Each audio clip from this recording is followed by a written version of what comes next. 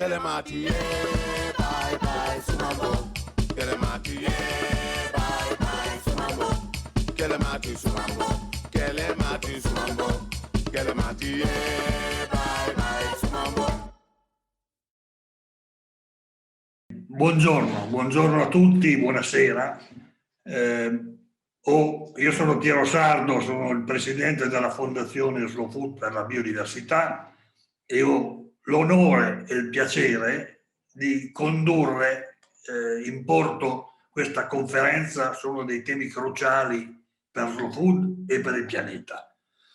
Non uso la parola moderare perché la trovo un po' censoria e mi dà un po' fastidio, ma diciamo introdurre questa conferenza. Ripeto, uno dei temi fondamentali ed è sempre più all'ordine del giorno, cioè ormai si è raggiunta la consapevolezza che il problema del cibo, dell'alimentazione, dell'agricoltura, del mare è uno dei temi cruciali per il futuro nostro e delle future generazioni. Non è più soltanto una questione merceologica, una questione tecnica, è una questione vitale. E allora il tema terra e cibo e futuro, aggiungerei, diventa veramente un elemento fondamentale di comprensione di quello che sta accadendo e di quello che accadrà. A discutere di queste cose abbiamo veramente tre intellettuali, personaggi, attivisti, perché poi sono un po' tutte le cose che ci accompagneranno in questo viaggio. Il primo a cui voglio dare la parola è Erich Schlosser, perché quest'anno, che è il 2021, cade il ventennale di un libro che è stato fondamentale per noi di Slow Food, anche devo ammetterlo, non solo per il mondo culturale. Per noi è stato un libro che ci ha accompagnati nei primi anni della storia di Slow Food, che è Fast Food Nation. Lui è l'autore di questo Fast Food Nation e tra le altre cose ha pubblicato moltissimi altri libri, Command and Control, Reefer Madness, e anche produttore cinematografico, da Fast Food Nation è stato tratto un film che ha avuto una larghissima eco e allora ci fece capire dove stava andando l'America e quindi inevitabilmente dove saremmo andati anche noi, perché se l'America andava lì ci saremmo andati anche noi. Allora, la questione che mi preme chiarire e che vorrei che Eric ci aiutasse a chiarirla è: oggi dovessi riscrivere Fast Food Nation, quali sono le cose da cambiare, quali sono le cose da conservare?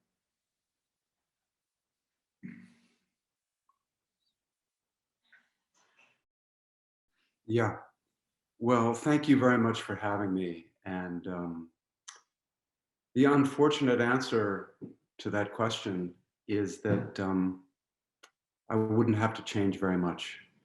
It's remarkable to me that it's been 20 years since Fast Food Nation was published. And I'd like to think that the book that I worked so hard on had a real impact in changing how food is produced, distributed, and consumed in the United States. That might be a very megalomaniac idea that a writer can change such powerful industries in his country. But 20 years later, I'm very sad to say that many of the central issues that I wrote about in the book, things have actually gotten worse.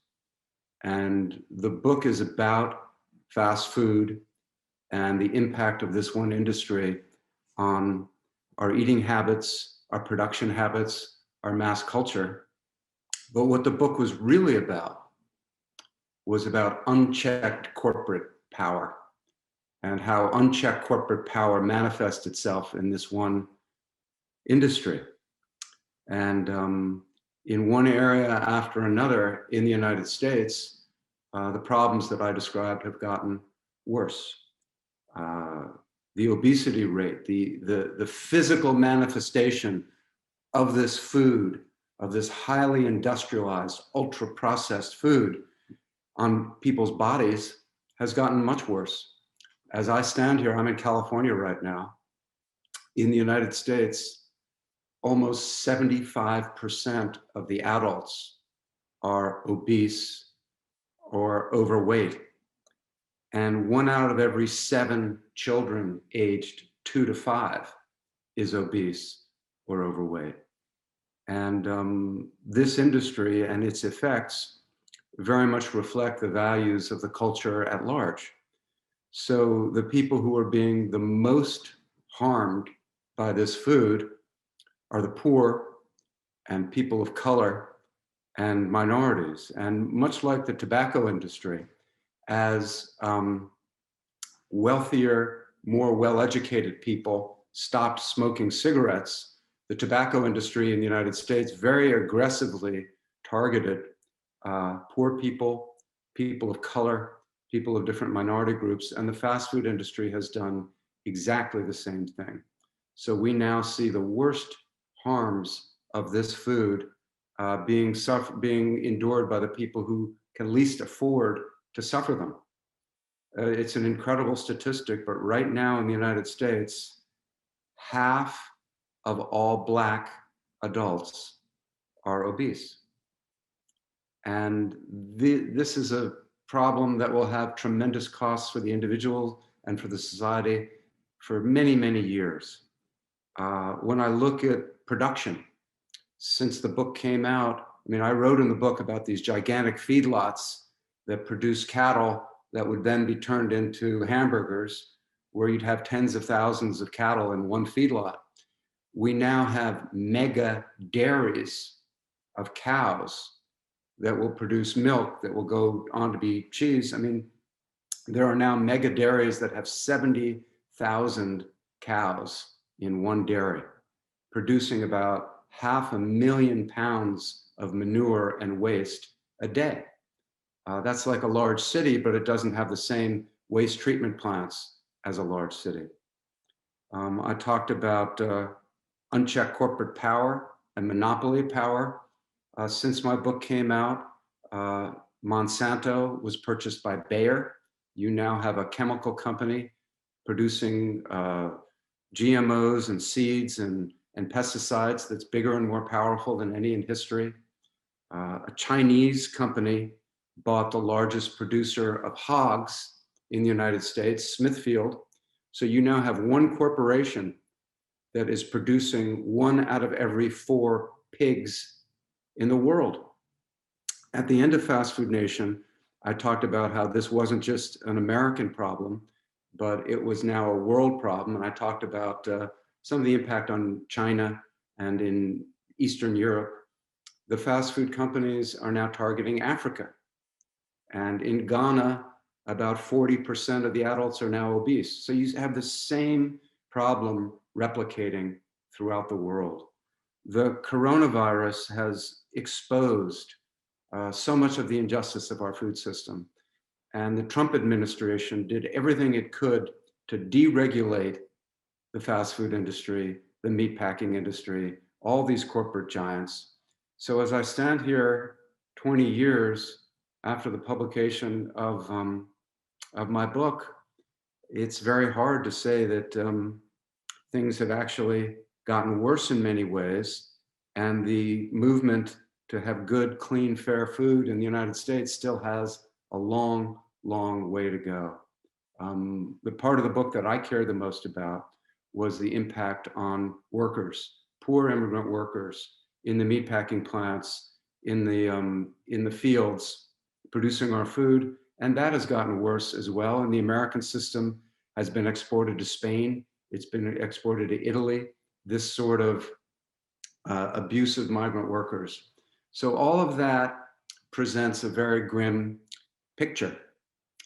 But I am not depressed. I am not apocalyptic about it, because at the same time, since my book has been published, I've seen these terrible things get worse. I've also seen the possibility of change. And this year, it's very nice of you to mention the 20th anniversary of Fast Food Nation, but let's keep in mind, it's also the 35th anniversary of the slow food movement. And I have seen slow food grow so much in the last 20 years and become much more of an international force. And all of the studies find that the more access to education you have, the less likely you are to be obese. the less likely you are to support this fast food industrial system. So in the United States, we now have two food systems. We have a food system that's growing very quickly, that's producing healthy, sustainable food for well-educated and wealthy people. And then we have this other food system, this fast food system. And I think the challenge of the 21st century, and what I hope to see happen, is that this good, clean, fair food system is expanded so that everybody has access to it. The new administration in Washington, I think, has great potential to start imposing on these big corporations the costs that they're just deflecting onto the rest of society. And the real encouragement that I get is when I was writing Fast Food Nation and I was looking at the origins of this system and the workings of this system, none of it was inevitable. This was not the result of market forces producing optimum outcomes. This was a result of the corruption of government by money and unchecked corporate power and the ability of these giant corporations, again, to make money by harming other people. So given that it was not inevitable, I see the real possibility for change. And I think that in Slow Food, you see the basic guiding principles that should be behind that change. So that's a pretty long answer to what was a very simple question.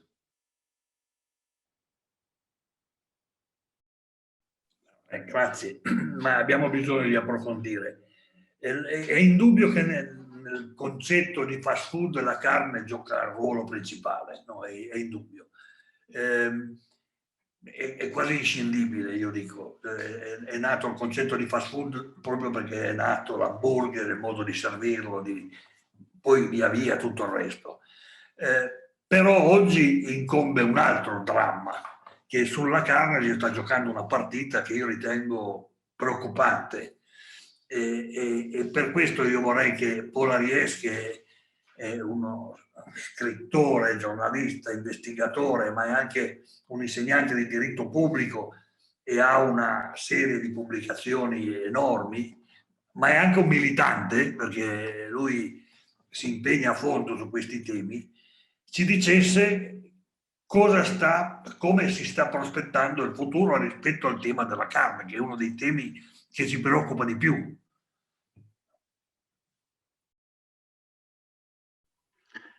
Chers mangeurs et chères mangeuses, je préfère dire mangeurs à consommateurs. Nous vivons en fait aujourd'hui une double révolution alimentaire. La première révolution, elle concerne le contenu de l'assiette. Qu'est-ce qu'on mangera demain? Alors, il y a un débat entre experts sur le taux de renouvellement. Est-ce que ça va être 70% ou presque 100%? Ce qui est certain, c'est que nos enfants, nos petits-enfants ne mangeront pas comme nous. Mais vous me direz que nous-mêmes, nous ne mangerons pas comme mangeaient nos anciens. Et vous avez raison. Mais ce qui est nouveau, c'est que cette révolution ne répond plus à des changements culturels et même pas encore à des changements climatiques, mais aux possibilités nouvelles offertes par les biotechnologies. Et le maître mot de cette première révolution, c'est la dénaturation de la table, son industrialisation à outrance, son artificialisation. Alors nous en parlerons dans un moment, mais j'aimerais évoquer d'abord la seconde grande révolution qui concerne aujourd'hui l'alimentation. Et cette seconde révolution, c'est celle de notre rapport à l'alimentation. Comment mangerons-nous et qu'est-ce que manger veut dire? Et le maître mot de cette seconde révolution, c'est la déstructuration de la table. C'est-à-dire qu'on mange de plus en plus n'importe quoi, n'importe comment, n'importe où. Et j'ajouterais, au regard de l'histoire, avec n'importe qui. Et cette déstructuration de la table, elle passe par sa désymbolisation.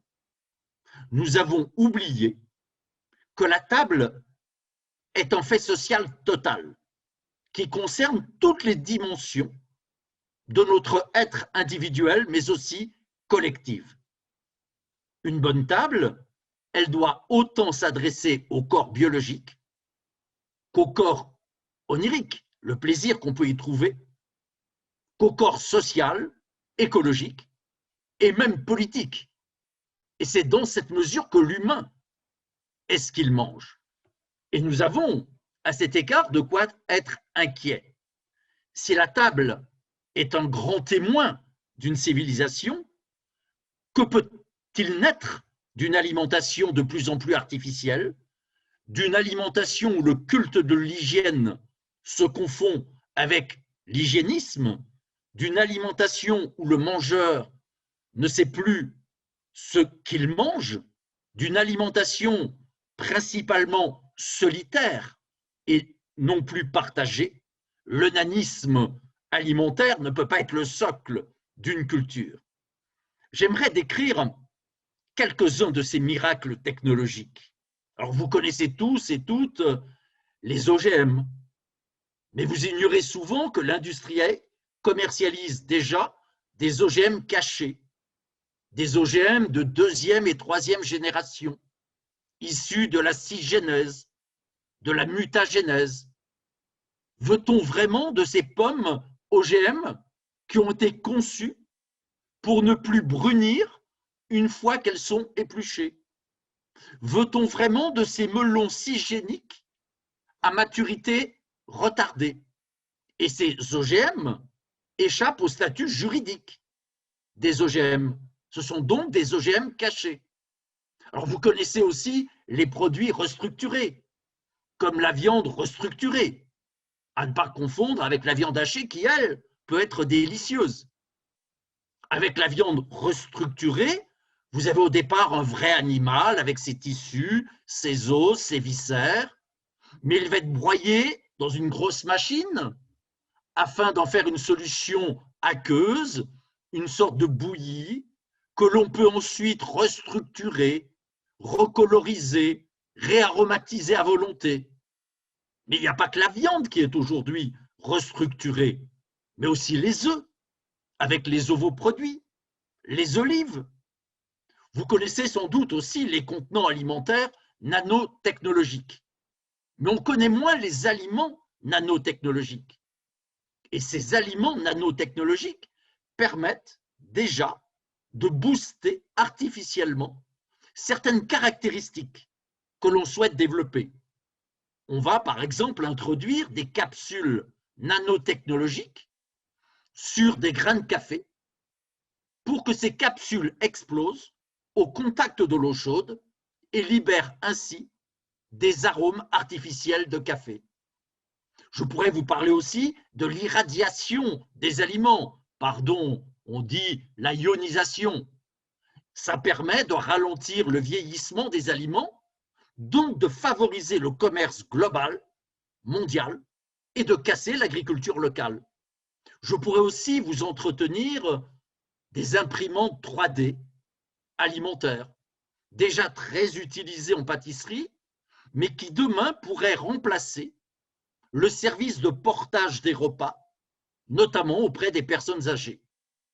Mais tout ce que je viens d'exposer, ça reste du bricolage au regard de ce qui risque fort de se développer prochainement sous le nom d'agriculture cellulaire.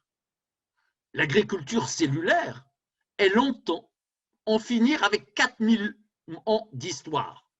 C'est-à-dire, elle entend en finir avec le lien qui existe entre l'agriculture et l'alimentation depuis la révolution néolithique. Alors cette agriculture cellulaire, elle va commencer, et elle a déjà commencé, par le secteur des produits et sous-produits carnés, avant de s'étendre aux fruits et aux légumes. On nous promet la généralisation de la fausse viande d'ici 10 ans. Une viande artificielle produite industriellement à partir de cellules souches et à grand renfort d'hormones de croissance, heureusement, interdites dans toutes les autres formes d'élevage. Et on nous dit que 150 vaches à l'échelle mondiale suffiraient pour produire toute la viande consommée mondialement. Alors cette agriculture cellulaire, elle ne concerne pas seulement la viande, mais le lait, donc le fromage, les œufs, le miel, le poisson. Il y a trois principaux acteurs qui veulent nous imposer cette agriculture. Le secteur des GAFAM, Google, Amazon, Facebook, qui investissent dans ce secteur leur trésorerie excédentaire. Il y a aussi le secteur des assurances, qui considère que les épisodies constituent une charge financière trop élevée. Et puis, on a le secteur de ce que j'appelle la sale viande, c'est-à-dire les entreprises qui ont pratiqué durant des années, des décennies, la production de protéines animales au plus bas coût pour se faire un maximum de bénéfices et qui souhaitent aujourd'hui se reconvertir dans la fausse viande pour encore plus de profit. Et ces champions de la fausse viande ont cependant les mémoires longues.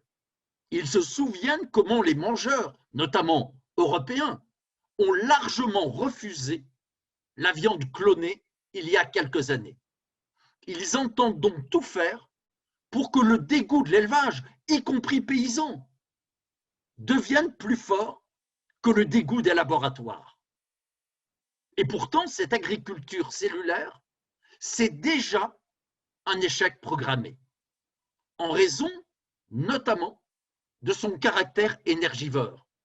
Mais combien de dégâts seront-ils commis avant qu'on se ramasse le ciel sur la tête? L'agriculture cellulaire, c'est la mort de plus d'1,5 milliard de petits paysans. L'agriculture cellulaire, c'est la disparition des animaux d'élevage. Mais ce qui me rend cependant optimiste, enfin ça dépend un peu des matins, mais ce qui me rend optimiste, c'est de constater la richesse des cultures alimentaires, et pas seulement celle des grandes tables, pas seulement celle de la restauration gastronomique, mais celle de tous les jours, celle de monsieur et madame tout le monde. Les gens ne sont pas ce que les firmes voudraient qu'ils soient. Les gens continuent à aimer bien manger et déjà à aimer partager. Je crois qu'il faut se souvenir que dans presque toutes les langues, le mot compagnon, copain, ça signifie celui avec qui je partage le pain. Et que le mot ami, en vieil araméen, c'est celui avec qui je partage le sel. Il existe aujourd'hui, de par le monde, une multitude d'initiatives qui prouvent qu'un autre futur de l'alimentation est possible. Le mouvement Slow Food a visé juste en choisissant comme stratégie le ralentissement face au fast-food.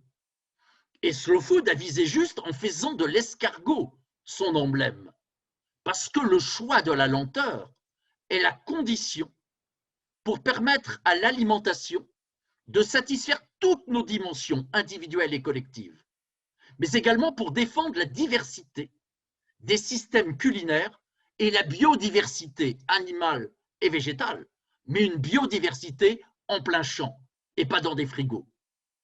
Et cette contre-révolution alimentaire qu'il faut pousser, elle doit passer par le rapprochement entre les mangeurs que nous sommes et les paysans.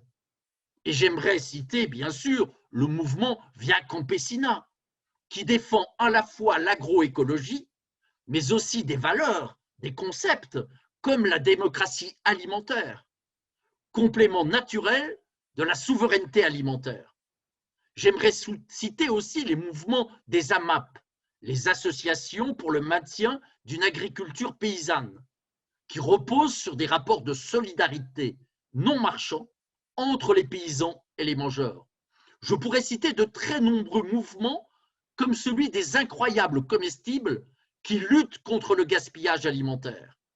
Alors on voudrait nous faire croire que les biotechnologies seraient la solution à la famine qui touche dans le monde 1 milliard d'humains.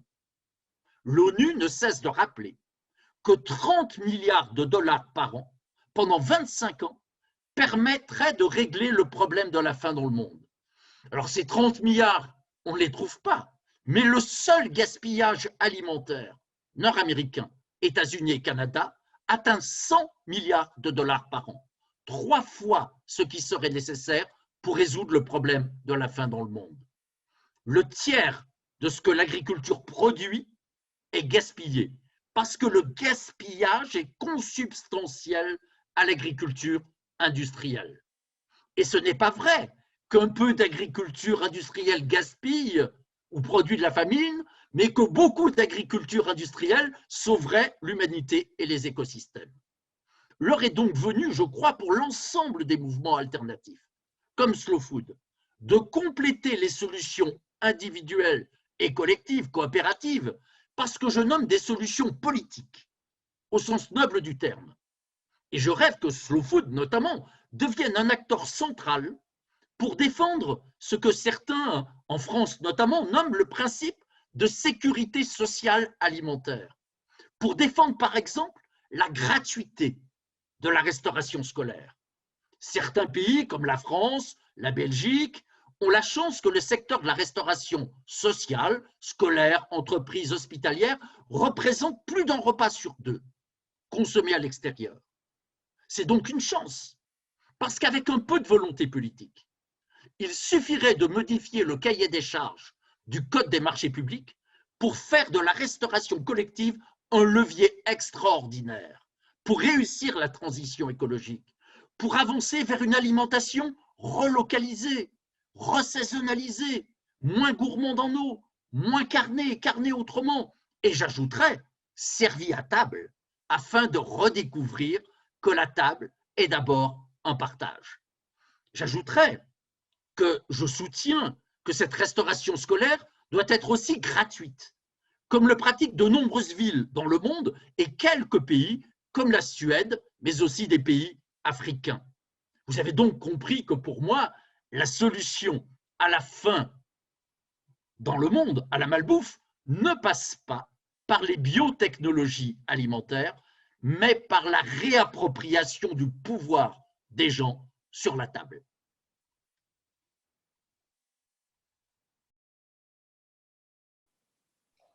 Grazie mille Paul. Una premessa molto inquietante sulle 2 rivoluzioni che ci attendono, ma direi anche un finale più ottimista, insomma, diciamo più moderato. C'è però una questione che vorrei che poi magari nel secondo giro mi risolveste.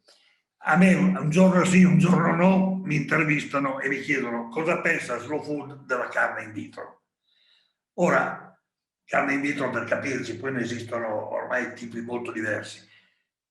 La risposta immediata sarebbe sono contrario, no? Però il problema è che se io dico sono contrario e siamo contrari, ci troviamo immediatamente schierati con le lobby dei produttori di carne, che è una delle lobby che detesto di più e che fanno più male al pianeta.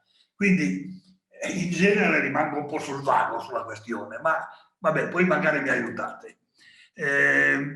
Allora, il terzo intervento tocca a Winona LaDuke, che è una compagna di lungo percorso di Slow Food. Io ricordo che nel 2003 ricevette il premio per la biodiversità da Slow Food, ha partecipato a numerose edizioni di Terra Madre, è un'attivista, è una leader del movimento degli indigeni e del rapporto terra-cibo-ambiente. Ecco, in questo quadro che hanno delineato Schlosser e Ariès, può venire qualche indicazione, qualche risposta dal mondo degli indigeni?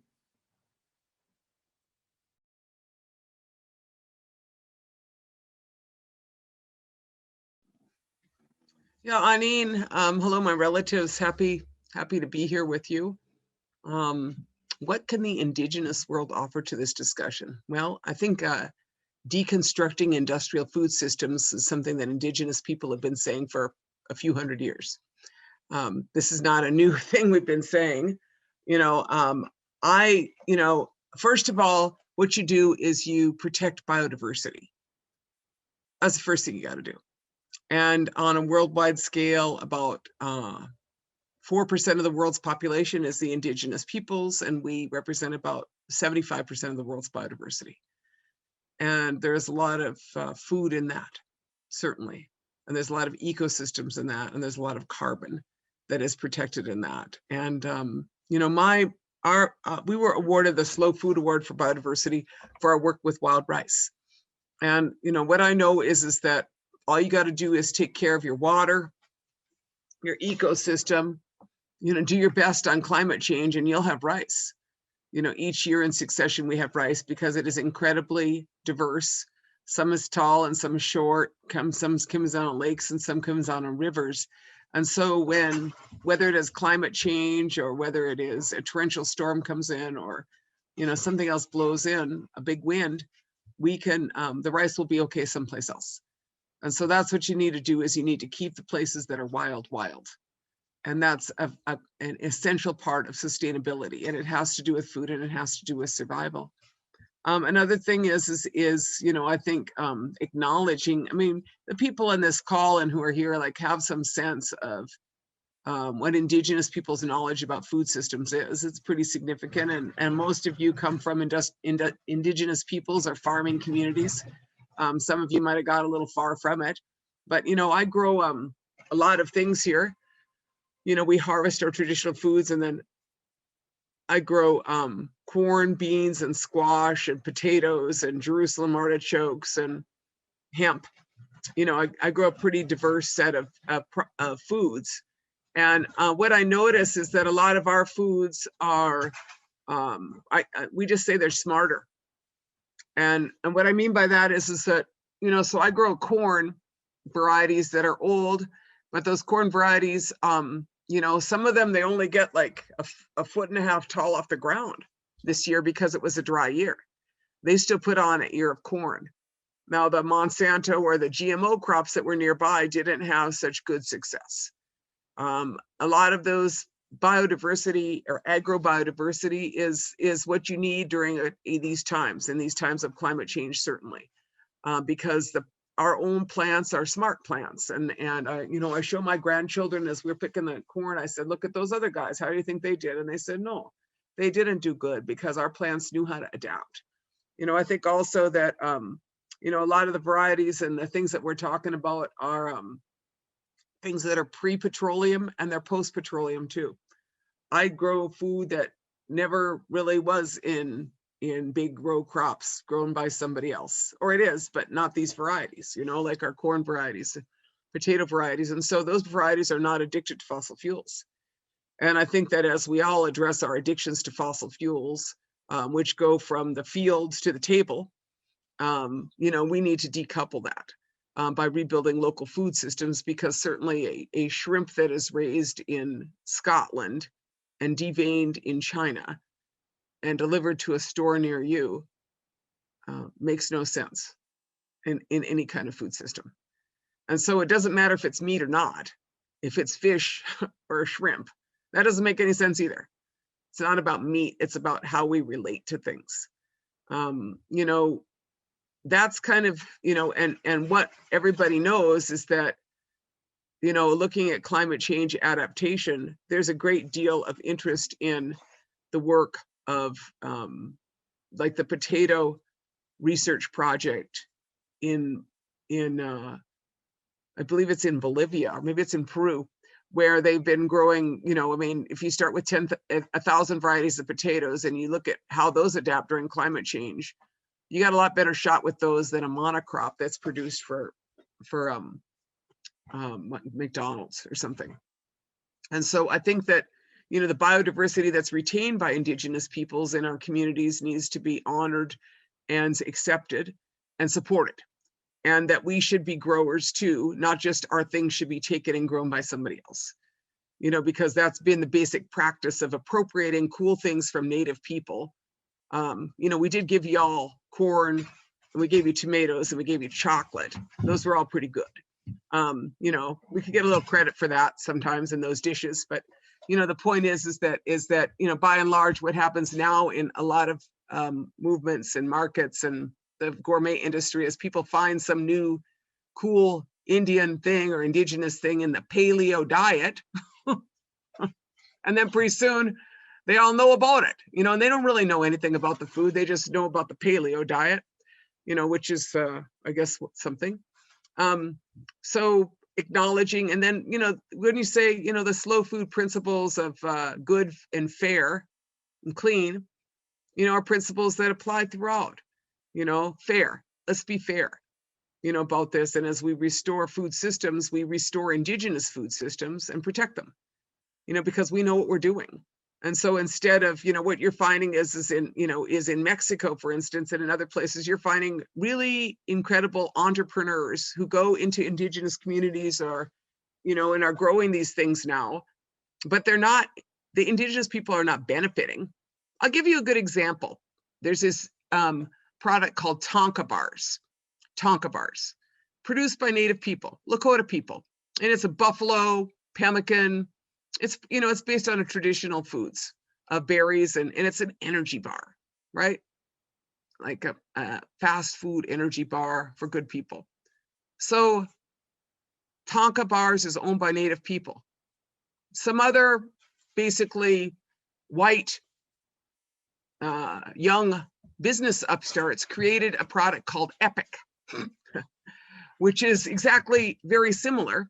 And they were highly promoted and marketed, and they basically destroyed a lot of the market, or you know, just had a very detrimental impact to Tonka bars. Now Tonka bars is coming back, but I expect respect in this food economy of those who purport to be organic and fair trade, that indigenous people's products shall be honored and shouldn't be sidelined because someone got the idea from us and then decided that they should like make the money on it, you know? So that's, to me, is like part of this, you know, we're all in this together. And, you know, in the complicated times that we are in, you know, I really do, you know, I really like what Arundhati Roy said when she refers to pandemic as portal. And what she said was that, you know, she talks about this time and says that pandemics force the world to change. That's the history in the world. You know, pandemic will force you to change. And here we are, you know, here we are. Our world has changed dramatically. And we wouldn't have done that on our own. You know, it's the loss of biodiversity, and it's the pandemic, which was caused by the loss of biodiversity. You know, when you go in and get to the place where the wild things are, like the little bat in China, which is the origin of the coronavirus, you should leave those wild things alone. You know, it's a crisis that was caused by industrial man. You know, leave the wild things where they are. That's how you stay healthy. You don't go down in the deep, you don't go in the woods, you just stay out of there. And that's where indigenous people are too. But having said that, you know, what she talks about is that in this moment in time, we're between one world and the next. Indeed, we're all at home. Indeed, in my community, we relocalized our food system because of the failure of the industrial food system. So we're wild rice producers and we sell wild rice, but this year we sell some, but we had a hard time because everybody wanted to keep their rice to make sure they could eat. And so what I saw in my community is that people grew more and sold less. But we have this ability to rebuild resilience and food wealth in our communities, and we need to nurture that in a lot of indigenous communities and other communities, which, you know, is of course a lot of the good work that Slow Food has done. That's all for now. Grazie Winona. Io non sarei così ottimista a dire che il cibo industriale è finito, perché c'è un problema. È chiaro che tutti i ragionamenti sulla biodiversità, sui prodotti antichi, sui prodotti tipici, è ovvio, è il nostro discorso, ma c'è una strozzatura finale che è come far arrivare questi prodotti alla tavola del consumatore. Qual è il modo corretto perché arrivino e i consumatori li capiscano, li leggano, li accolgano? Cioè quello è uno dei nodi fondamentali, perché possiamo sicuramente spingere moltissimo perché i contadini continuino a coltivare in modo naturale, in modo sostenibile, ma poi questi prodotti, se rimangono nell'ambito di pochi chilometri, non ottengono quel cambiamento che dovremmo avere. Vabbè, ma questo è un problema forse marginale rispetto a quello che ci attende. Allora, io adesso vi darei ancora la parola 2 minuti a ciascuno di voi, siate ligi, non fatevi intervenire, 2 minuti per o confermare o sostenere o cambiare alcune cose. Eric.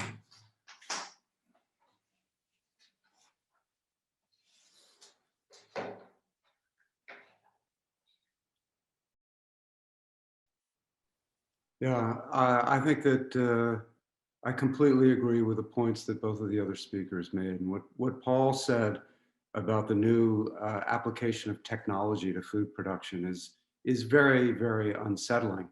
And I get back to the point that I made earlier about how none of this is inevitable, particularly with technological change. There is no technological inevitability about any kind of machine. Cultures make choices, and we have the ability to choose whether we want to eat these very, very strange foods that are being produced. And again, about what Winona was saying, I think that one of the things that has been so lost in the science-based industrialized system is a sense of humility and a sense of reverence. And the practices that Winona was describing are multi-generational, maybe even millennial.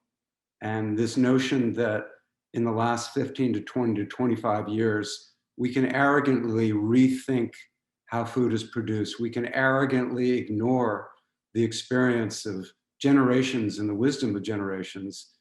It's exactly the mindset that's led us to this current problem. So I am very glad to have been here, not to have spoken, but to have just listened to what I just heard, and I agree with it completely.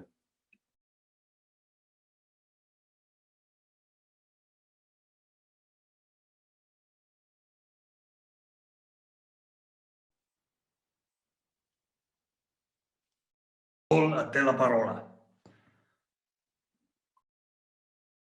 Moi, ce que j'aimerais dire, c'est que le fait de choisir à titre individuel de ne pas manger de viande, c'est tout aussi légitime que le fait de faire le choix opposé. Ce qui est problématique, c'est la prétention d'interdire toute forme d'élevage. Or, la vraie opposition n'est pas entre d'un côté les protéines végétales et d'un autre côté les protéines animales. La vraie opposition, elle est entre d'un côté la production industrielle de protéines animales ou végétales et d'un autre côté l'agriculture et l'élevage paysan. L'élevage industriel, c'est une barbarie. C'est une barbarie pour les animaux, c'est une barbarie pour les éleveurs, pour les ouvriers des abattoirs, pour les mangeurs et pour la planète. Mais le 1,2 milliard de petits paysans à l'échelle planétaire ne sont pas responsables de cette situation. L'élevage paysan n'est pas responsable de la faim dans le monde. L'élevage paysan n'est pas responsable du réchauffement climatique. Une prairie avec ses vaches, c'est non pas une source, mais un puits de carbone. Et l'élevage paysan n'est pas responsable non plus de la crise sur l'eau potable. En fait, on confond 3 types d'eau. Il y a ce qu'on appelle l'eau bleue, l'eau réellement consommée par les animaux. C'est 3% de la quantité totale d'eau consommée par l'élevage. Il y a ensuite ce qu'on appelle l'eau grise, qui est l'eau utilisée pour nettoyer les installations, c'est encore 3%. Et les 96%, eh bien, c'est l'eau de pluie, l'eau verte qui reste dans les prairies. Et puis, j'ajouterais que la présence de l'élevage, c'est aussi le besoin pour 1,2 milliard de paysans dans le Sud d'avoir des animaux de trait, de traction. Il n'existe que 65 millions de tracteurs à l'échelle mondiale. Je terminerai simplement en disant que l'agriculture cellulaire, ce n'est pas le seul danger. Il y a un autre grand danger, c'est celui des pseudo-fermes urbaines, c'est-à-dire ces usines géantes hors sol à malbouffe industrielle. Et ces fermes pseudo-urbaines on nous les présente comme étant super écolos, parce qu'elles n'auraient plus besoin d'utiliser de pesticides ou d'insecticides. Bien sûr, parce que l'atmosphère est sous contrôle. C'est-à-dire qu'on a tué le vivant. Moi, je suis convaincu que si le système industriel a échoué, si effectivement une alimentation 100% végane serait incapable de nourrir 8, 9, 10 milliards d'humains, l'alternative, elle est du côté de l'agroécologie. Et nous avions lancé il y a 2 ans un appel co-signé par Carlo Petrini, au nom de Slow Food, par mon ami Jean Ziegler, l'ancien porte-parole de la FAO, en disant il faut inventer une nouvelle alliance entre les animaux et les éleveurs. Mais non pas en partant de rien, mais en partant des savoir-faire qui sont ceux de génération et de génération d'éleveurs paysans dans l'ensemble des pays du monde. Et c'est en partant de ce patrimoine commun de l'humanité que nous pourrons effectivement non seulement nourrir 10 milliards d'humains, mais y trouver du plaisir.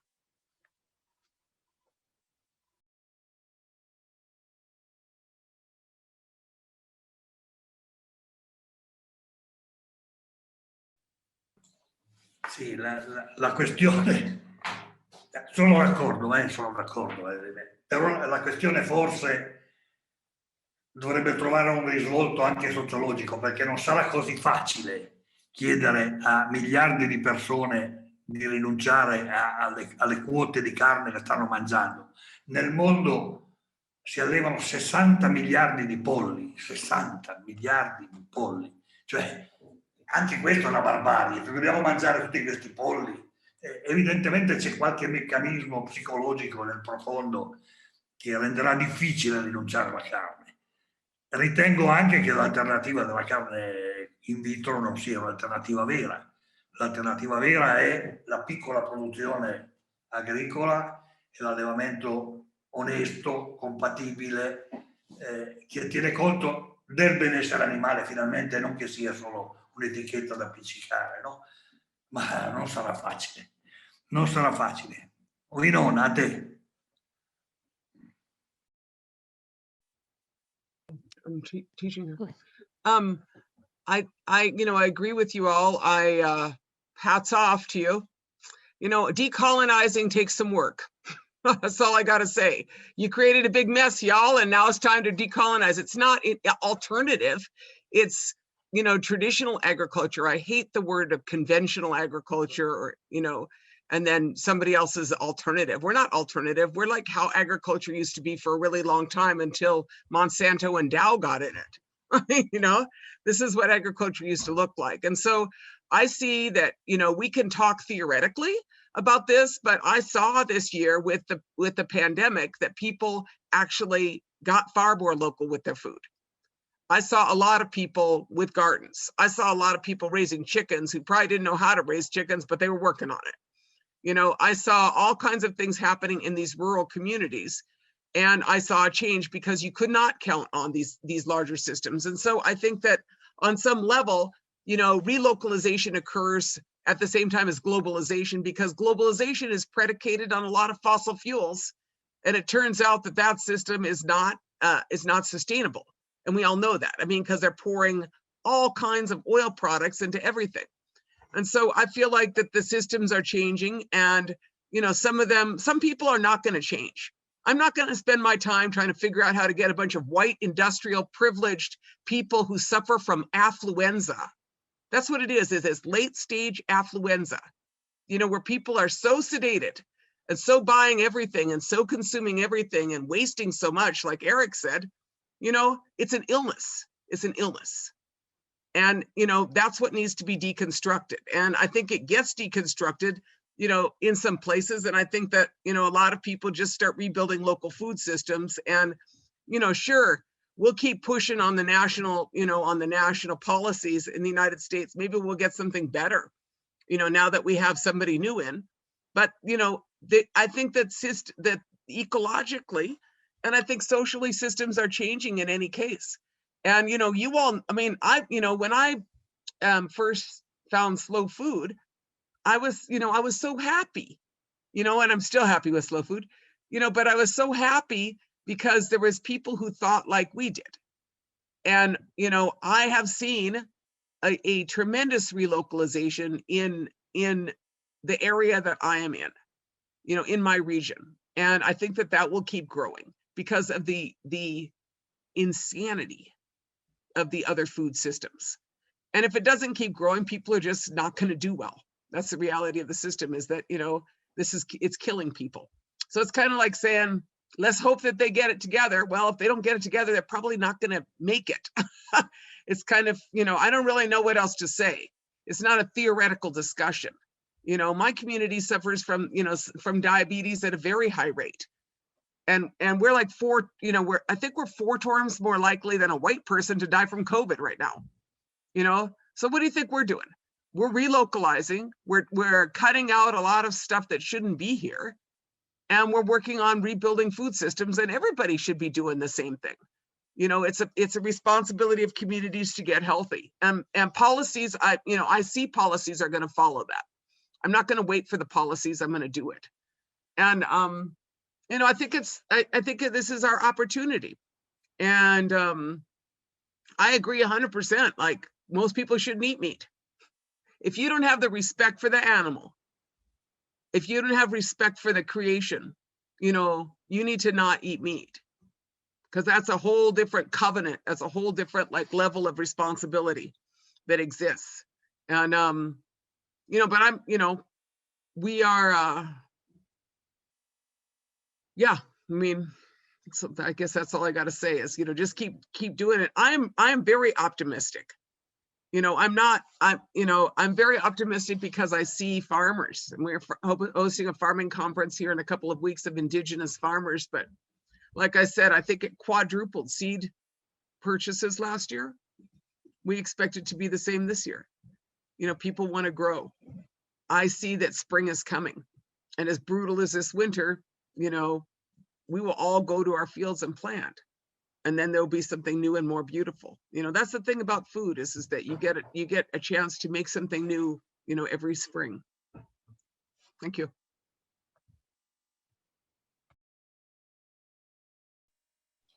Perbacco, ottimismo che fa bene al cuore, ecco, diciamo così, ma secondo me i dubbi e le perplessità rimangono, perché ci sono contraddizioni che non sarà facile sanare. Ma come tutte le questioni poste in modo intelligente aprono nuove domande, aprono nuove prospettive. Io raccoglierei questo invito di Winona a entrare in azione. Noi ci siamo da 30 anni, ma forse è il momento di aumentare la pressione politica, no? di farci sentire anche in forma più politica e meno localistica, perché i tempi sono maturi. Io vi ringrazio, spero che sia stata utile per tutti, spero che sia utile per gli ascoltatori. Buona Terra Madre a tutti, buon proseguimento.